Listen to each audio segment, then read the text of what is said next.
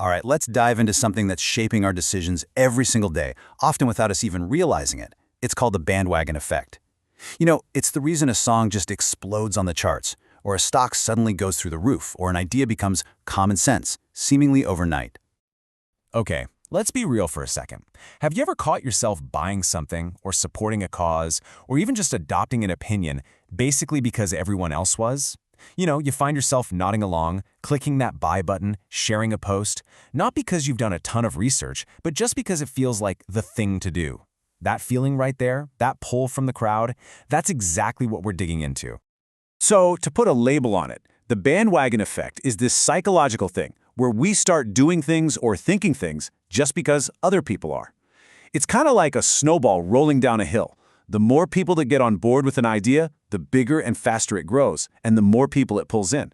The popularity itself starts to feel like proof, even if there's no real evidence to back it up. So, jumping on the bandwagon, where did that phrase even come from? Well, you might be surprised to hear that its origin is super literal. I'm talking a circus, a clown, and yeah, even a future president. Okay, so picture this. It's 1848. A famous circus clown named Dan Rice is using his actual bandwagon in his show to support a presidential candidate. He invites the candidate to literally jump on his bandwagon, and boom, the phrase is born. It was pure marketing genius. But fast forward to 1900, and the meaning totally flips. Suddenly, calling someone a bandwagon jumper was an insult, like saying they're just a thoughtless follower. And then, by the 1950s, this wasn't just a political phrase anymore. Scientists, like Solomon Asch with his famous conformity experiments, started proving in a lab just how incredibly strong this pull to follow the crowd really is. All right, so we've got the history down, but that's just the what and when.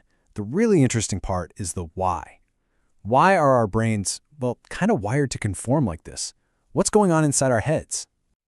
Well, when you really get down to it, there are a few big psychological drivers. First up, we have this deep, deep need to belong, to fit in.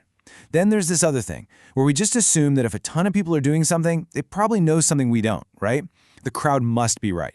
And, let's be honest, sometimes it's just plain easier. It's a mental shortcut. Then you sprinkle in a little fear of missing out, FOMO, and that classic desire to be on the winning team, and bam, you've got the perfect recipe for the bandwagon effect. And here's where it gets really powerful. This whole thing creates a self-reinforcing feedback loop. Think about it. The more people who jump on board, the stronger the social pull gets for everyone else. An idea gets a little popular, so more people see it. Because more people see it, more people adopt it, which makes it even more visible. And do you see how this goes? It just spirals. It's a cascade where an idea almost feels true just because you see and hear it everywhere. Okay, so this is way more than just some theory from a psychology textbook. Let's talk about where you see this thing pop up in the wild. And trust me, it's everywhere, from your stock portfolio all the way to your doctor's office. Seriously, its impact is massive. In politics, you bet. Voters can start shifting their support to a candidate just because they seem like the winner.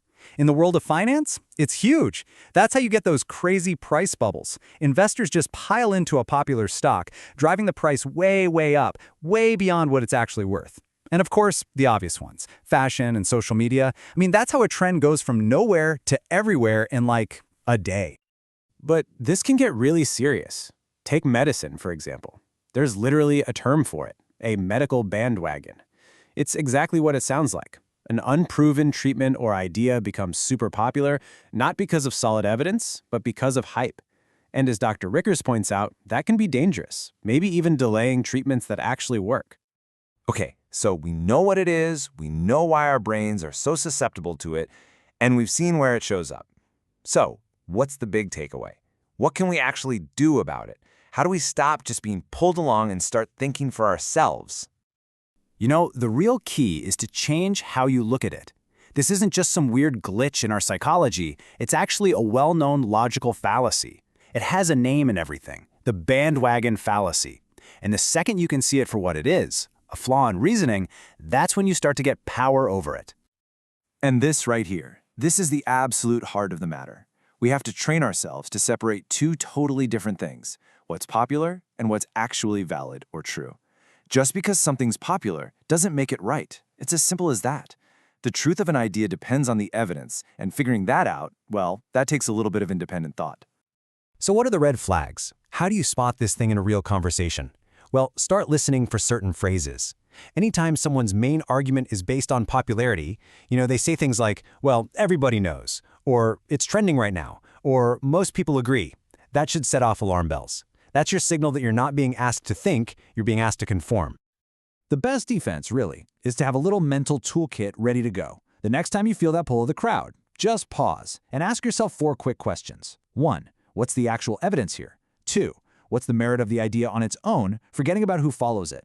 3. Who really benefits if I join in? And 4. Why did this get so popular, so fast anyway?